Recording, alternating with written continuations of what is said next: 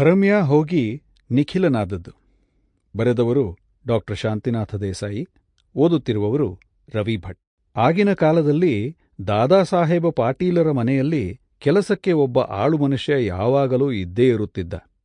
ಅವರ ಮೋತೀಕೆರೆ ಹೊಲವನ್ನು ವಂಶಪಾರಂಪರಿಕವಾಗಿ ಪಾಲಿನಿಂದ ಮಾಡುತ್ತಾ ಬಂದ ಕಡೇಮನಿ ನಾಗಪ್ಪ ತನ್ನ ಮಕ್ಕಳನ್ನು ದಾದಾಸಾಹೇಬರ ಮನೆಗೆ ಒಬ್ಬನಾದ ನಂತರ ಒಬ್ಬನಂತೆ ಕೆಲಸಕ್ಕೆ ಕಳಿಸಿಕೊಡುತ್ತಾ ಬಂದಿದ್ದರಿಂದ ದಾದಾಸಾಹೇಬರಿಗಾಗಲಿ ಅವರ ಸೌಭಾಗ್ಯವತಿ ಪದ್ದಕ್ಕನವರಿಗಾಗಲಿ ಆಳು ಮನುಷ್ಯರ ಬಗ್ಗೆ ಯಾವ ಸಮಸ್ಯೆಯೂ ಬಂದಿರಲಿಲ್ಲ.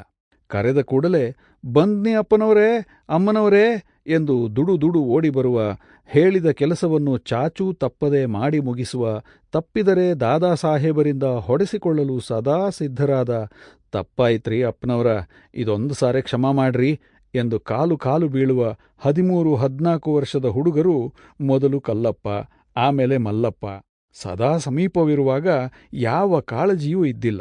ನಿಖಿಲ ಪದ್ದಕ್ಕ ಯಾವುದೋ ಒಂದು ಬಂಗಾಲಿ ಕಾದಂಬರಿಯನ್ನು ದಾದಾಸಾಹೇಬರ ಕಣ್ಣು ತಪ್ಪಿಸಿ ಓದಿದ್ದರ ಪರಿಣಾಮವಾಗಿ ನಿಖಿಲ ಎಂಬ ಹೆಸರು ಪಾಟೀಲರ ಮನೆ ಸೇರಿತ್ತು. ಚಿಕ್ಕವನಿದ್ದಾಗಿನಿಂದ ಮೊದಲು ಕಲ್ಯ, ಆಮೇಲೆ ಮಲ್ಯ ಈ ಆಳು ಮಕ್ಕಳ ಜೀವದ ಮೇಲೆ ತನ್ನ ಸೊಂಪಾದ ಜೀವನ ನಡೆಸಿದ್ದ. ಯಾವುದಕ್ಕೂ ಮೊದಲು ಕಲ್ಯ, ಆಮೇಲೆ ಮಲ್ಯ. ಏ ಕಲ್ಯ, ನನ್ನ ಪುಸ್ತಕ ಚೀಲ ತಂದ್ಕೊಡು. ಆ ಶಿಂಪಗೇರ ಕೃಷ್ಣನ ಕಡೆಯಿಂದ ಇವತ್ತಿನಿವತ್ತ ನನ್ನ ಶಾರ್ಟು ಪ್ಯಾಂಟ ತಗೊಂಡು ಬಾ. ಏ ಮಲ್ಯ, ನನ್ನ ಕಿಸೆದಾಗಿನ ರೂಪಾಯಿ ಎಲ್ಲಿ ಹೋತು? ನೀನೇ ತಗೊಂಡಿದಿ ಸುಳೆ ಮಗನೇ. ತಿರುಗ್ಕೊಟ್ಟಿ ಚಲೋ ಆತು, ಇಲ್ದಿದ್ರ ಅಪ್ಪನಿಗೆ ಹೇಳ್ತೀನಿ, ನಿನ್ನ ಕುಂಡಿ ಸುಲಿಸ್ತೀನಿ.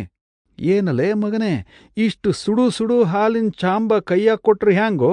ನನ್ನ ಕೈ ಸುಟ್ರ ನಿನ್ನ ಕಾಲು ಮುರಿದು ಕೈಯಾಗ ಕೊಡ್ತೀನಿ ಇತ್ಯಾದಿ ಒದರಾಡುತ್ತಾ ಮೊದಲು ಕಲ್ಯಾಣನ್ನು ಆಮೇಲೆ ಮಲ್ಯಾನನ್ನು ಹಿಂಸಿಸುತ್ತಾ ನಿಖಿಲ ತನ್ನ ಇಂಗ್ಲಿಷ್ ಶಾಲೆಯ ವಿದ್ಯಾಭ್ಯಾಸ ಮುಂದುವರೆಸಿದ್ದ. ಅವನ ರ್ಯಾಲಿ ಸೈಕಲ್ಲು ಅಪ್ಪಿತಪ್ಪಿ ಒಂದು ದಿನ ಝಗ ಅಂತ ಹೊಳೆಯದಿದ್ದರೆ ಮುಗೀತು, ಮಲ್ಯಾನ ಬೆನ್ನು ಬಾಸಳಿಯಿಂದ ಹೊಳೆಯುವುದೇ. ಹೀಗಿರಲಾಗಿ ಸುಮಾರು 1940 ಸುಮಾರಿಗೆ ಎರಡನೇ ಮಹಾಯುದ್ಧ ಶುರುವಾಗಿ ಭಾರತಕ್ಕೂ ಅದರ ಝಳ ಬಡೆಯುವ ಹೊತ್ತಿಗೆ ಕಡೇಮನಿ ನಾಗಪ್ಪ ವಿಷಮ ಜ್ವರದಿಂದ ಸತ್ತು ಹೋದ. 19-20 ವರ್ಷದ ಕಲ್ಲಪ್ಪ ದಾದಾಸಾಹೇಬರ ಮೋತೀಕೆರೆ ಹೊಲವನ್ನು ಅವ್ವ ನಿಂಗಿಯ ಸಹಾಯದಿಂದ ಮಾಡತೊಡಗಿದ. ಮಲ್ಯ ಮಾತ್ರ ಯಾರಿಗೂ ಹೇಳದೆ ಕೇಳದೆ ಹುಬ್ಬಳ್ಳಿಗೆ ಓಡಿ ಹೋಗಿ ಒಬ್ಬ ಮಾರವಾಡಿ ಶೇಠಜಿಯ ಅಂಗಡಿಯಲ್ಲಿ ಕೆಲಸ ಕುಳಿದ. ಆಗ ಬಂತು ಪಂಚಾಯ್ತಿ ದಾದಾಸಾಹೇಬರ ಮನೆಯಲ್ಲಿ. ಇನ್ನು ಕೆಲಸ ಮಾಡುವವರಾರು? ಕೆಲವು ದಿನ ಕಲ್ಲಪ್ಪನಿಗಿಂತ ಚಿಕ್ಕವಳು ಮಲ್ಯಾನಿಗಿಂತ ದೊಡ್ಡವಳಾದ Sample complete. Ready to continue?